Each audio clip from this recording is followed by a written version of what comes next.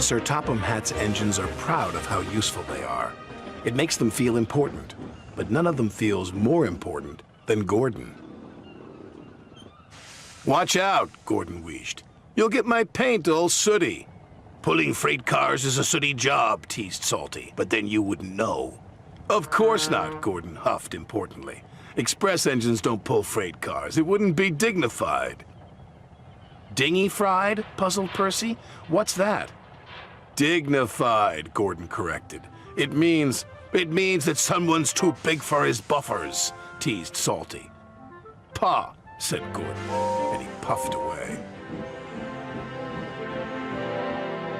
That evening, fog covered the island of Sodor. Everything slowed down, and soon the docks were packed with waiting freight cars. This caused confusion and delay. Sir Topham Hatt came to the sheds. He was in a great hurry. "Henry, Thomas, and Percy," he said, "you must go to the docks immediately." "Yes, sir," they whistled.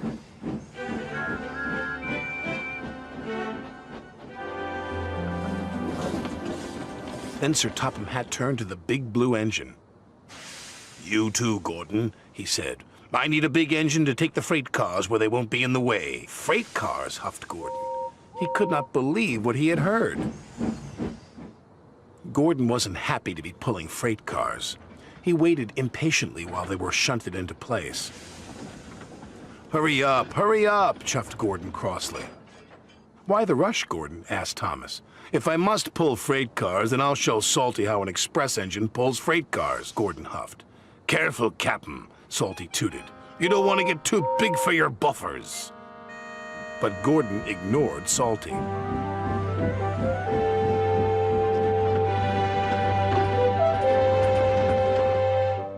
The next morning, Gordon raced along with his heavy load. "Now this is how you pull freight cars," he puffed. But the signalman had accidentally left the points switched to the branch line. Gordon rattled through the junction. "That's strange. I'm on the branch line." "Oh no," the signalman cried. "Express trains aren't supposed to go that way." It was too late. Gordon had already raced into the distance. The old branch line was weak and rusty. There were signs warning all the trains to go slow. But Gordon ignored the signs. "I'm an express engine. I don't go slow," he said. And he went even faster. The branch line couldn't take his weight, and the rails buckled. "Oh, help!" Gordon cried as he slid off the tracks and into a field.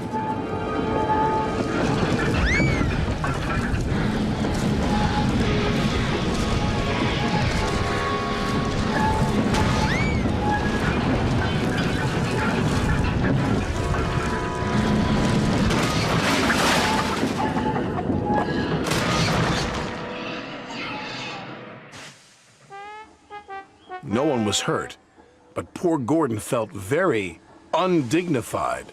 "What will Sir Topham Hatt say?" he groaned. He found out soon enough.